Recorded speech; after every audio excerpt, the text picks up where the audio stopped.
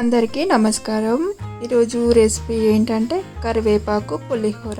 ఈ కరివేపాకుని చాలామంది తినరు కదా, కర్రీలో వస్తే పక్కన పడేస్తూ ఉంటారు కదా. ఈ కరివేపాకు వల్ల ఎన్నో బెనిఫిట్స్ ఉన్నాయి. కరివేపాకులో విటమిన్ ఏ అనేది ఎక్కువగా ఉంటుంది. ఇది కంటికి మేలు చేస్తుంది. అలాగే జుట్టు అనేది నల్లగా ఒత్తుగా పెరగడానికి కూడా చాలా బాగా హెల్ప్ చేస్తుంది. అలాగే రక్తహీనతను తగ్గిస్తుంది.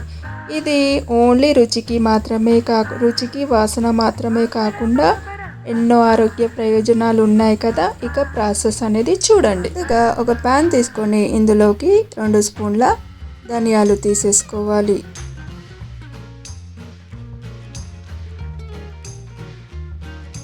తర్వాత ఇందులోకి ఒక 1/2 టీ స్పూన్ జీలకర్ర తీసేసుకోవాలి.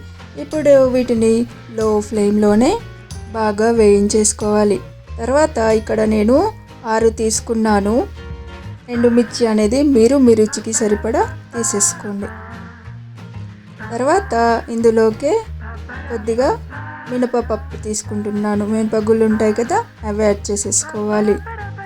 తర్వాత వీటిని బాగా ఈ విధంగా లో ఫ్లేమ్లో పెట్టేసుకొని వేయించేసుకోవాలి.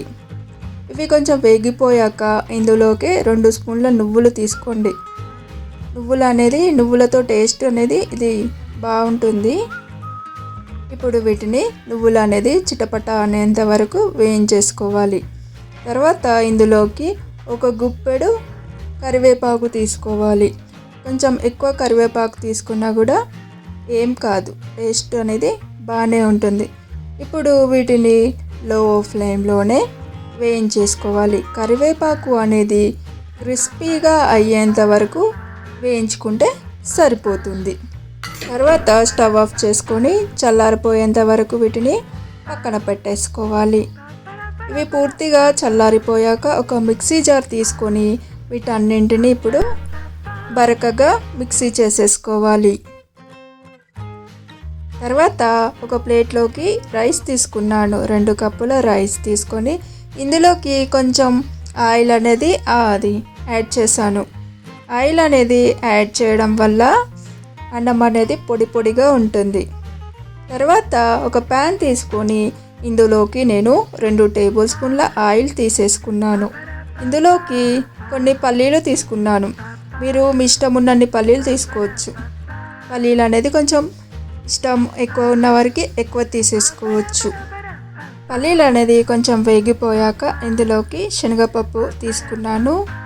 మీకు ఇంకా కావాలి అంటే ఇందులోకి జీడిపప్పు కూడా యాడ్ చేసుకోవచ్చు. జీడిపప్పు కూడా బాగుంటుంది ఇందులోకి.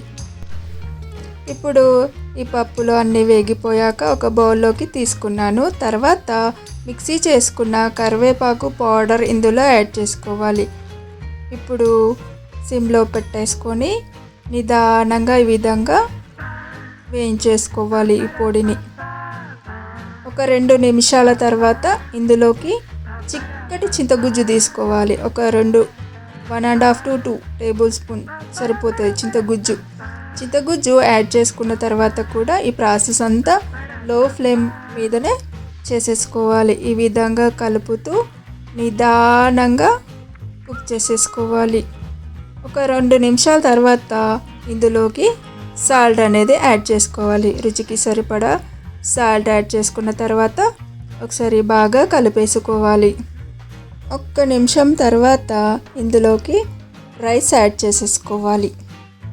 రైస్ యాడ్ చేసేసుకొని ఇప్పుడు బాగా కలిపేసుకోవాలి.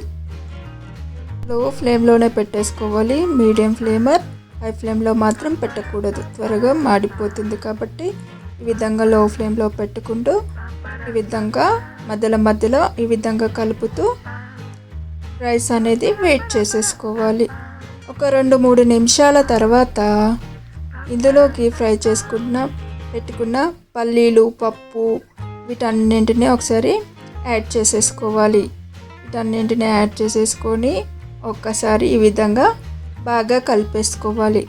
ఒక 2 నిమిషాల తర్వాత ఇందులోకి కొంచెం కొత్తిమీర అనేది యాడ్ చేస్తున్నాను. కొద్దిగా బాగుంటుంది కొత్తిమీర వేసుకున్న తర్వాత ఒకసారి బాగా కలిపేసుకొని ఒక 1 మినిట్ స్టవ్ పైన ఉంచాలి. తర్వాత స్టవ్ ఆఫ్ చేసుకోవాలి.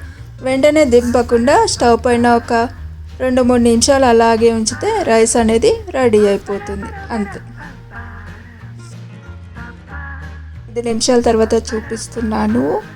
రెడీ అయిపోయింది. ఇప్పుడు ఒక ప్లేట్లోకి పట్టేసుకోవాలి. అంతే.